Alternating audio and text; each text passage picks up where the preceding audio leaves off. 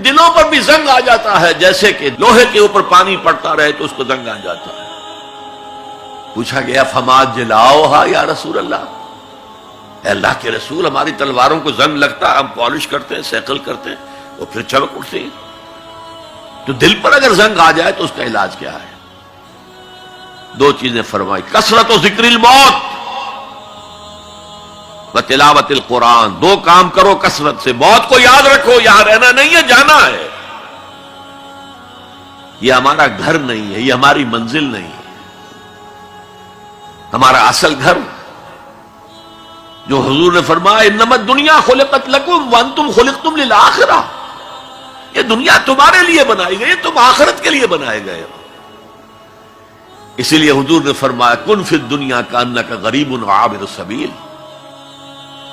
دنیا میں ایسے رہو جیسے راہ چلتے مسافر ہو یا اجنبی ہو. اپنے بارے میں فرمایا مالی ولی دنیا، مجھے تمہاری دنیا سے کیا سروکار، انما مثلی کراکب استظل تحت شجرۃ ثم راح فترکھا. میری مثال اس مسافر کی سی ہے جو ذرا سستانے کے لیے کسی درخت کے سائے میں بیٹھتا ہے تھوڑی دیر. وہ اس کا گھر تو نہیں ہے، اس کی منزل نہیں ہے، پھر وہ اس کو چھوڑتا ہے، اپنا راستہ لیتا ہے. یہ اگر ہمارا تصور قائم ہو جائے، کلا انہا تذکرہ. اب اس کے بعد جو الفاظ آئے ہیں فی صحف مکرمۃ مرفوعۃ مطہرۃ بایدی سفرۃ کرام بررہ،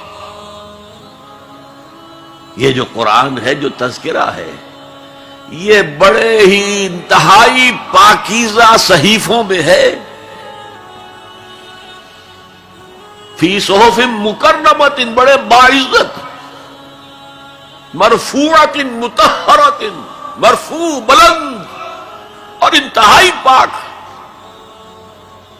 بے ایدی سفرۃ، یہ کن کے ہاتھوں میں ہے؟ لکھنے والے وہ فرشتے.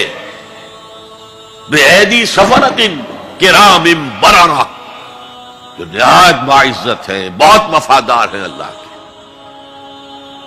یعنی اصل قرآن کہاں ہے؟ لوح محفوظ میں ہے. اصل قرآن کہاں ہے؟ ابھی اگلی اب جو پڑھیں گے ہم، کتاب مکنون، چھپی ہوئی کتاب کے اندر ہے. اصل قرآن کہاں ہے؟ وَإِنَّهَا لَفِي أُمِّ الْكِتَابِ لَدَيْنَا لَعَلِيٌّ عَظِيمٌ. یہ تو اس ام الکتاب میں جو ہمارے پاس ہے، بہت بلند ہے اور بہت عظمت والا ہے.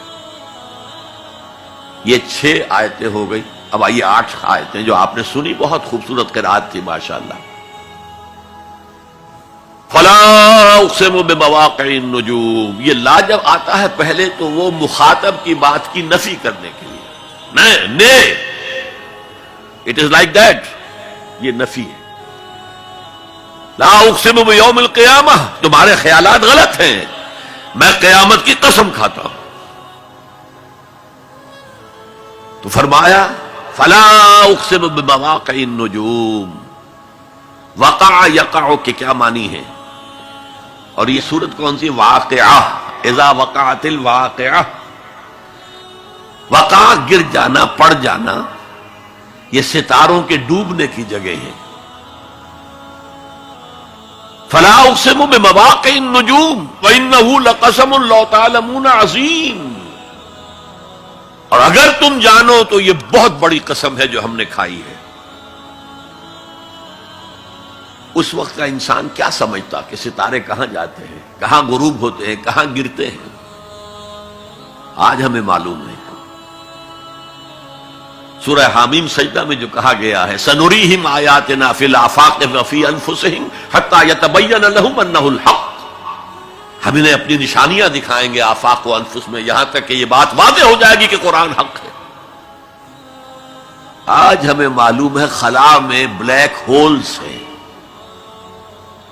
اور یہ بلیک ہولز بڑے بڑے ستاروں کے پچکنے سے، پچک جانے سے پیدا ہوئے. اور جب وہ بڑے ستارے پچکتے ہیں، جو خلا پیدا ہوتا ہے، ویکوم، اس میں بڑی طاقت ہوتی ہے. اس کے پاس سے کوئی سیارہ، کوئی ستارہ گزر جائے اسے کھینچ لیتا ہے قبر کے اندر. یہ بلیک ہولز کا تصور. اسی لیے اللہ نے اس وقت کے لوگوں کے لیے کیا کہا؟ فلا اقسم بمواقع النجوم وانه لقسم لو تعلمون عظیم انه لقرآن کریم، یہ بہت باعزت قرآن ہے، فی کتاب مکنون، ایک چھپی ہوئی کتاب میں ہے، لا یمسہ الا المطہرون، اسے چھو ہی نہیں سکتے مگر انتہائی پاک ہستیاں۔ اس کے کیا معنی ہے؟ پہلی بات تو ہمیں معلوم ہو گئی، مراد فرشتے ہیں، بے ایدی سفرۃ کرام بررہ، اسی کی شرح ہو رہی ہے نا۔ اسی سے ایک فقہی مسئلہ نکالا گیا کہ بغیر وضو کے ہاتھ نہ لگاؤ، لیکن اس کا اصل مفہوم کیا ہے وہ سمجھیے۔ قرآن کی روح تک کوئی نہیں پہنچ سکتا جب تک کہ تزکیہ نفس نہ ہو گیا۔ اگر حب مال، حب دنیا، حب جاہ، حب شہرت، اگر یہ تمام محبت نے دل سے نکل نہ جائیں تو قرآن کی روح تک آپ کی اپروچ نہیں ہوگی۔ مولانا روم نے کہا ہے، اگرچہ ذرا میں سمجھتا ہوں کہ انہوں نے بہت سخت الفاظ استعمال کیے ہیں، ماز قرآن مغزہا برداشتے استخاں پیش سگا انداختے، ہم نے قرآن سے اس کا مغز لے لیا ہے، جو ایسنس ہے وہ کھینچ لیا ہے، ہڈی کا گودا جو ہے وہ ہم نے نکال لیا ہے، ہڈیاں ہم نے پھینک دی ہیں کتوں کے سامنے جو لڑ رہے ہیں۔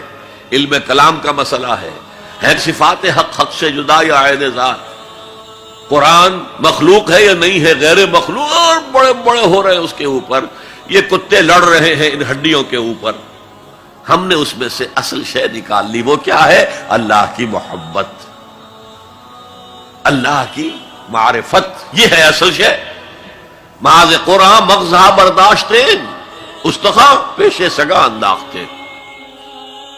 تو جب تک انسان کا باطن پاک نہ ہو جائے وہ قرآن کے چھلکوں سے کھیلتا رہے گا، چاہے وہ کہنے کو مفسر ہو، قرآن کے باطن تک کبھی نہیں پہنچے گا۔ یا رب فاجمعنی بكل الصحب والأحباب واكتب لنا أن ندخل الجنات بالريان۔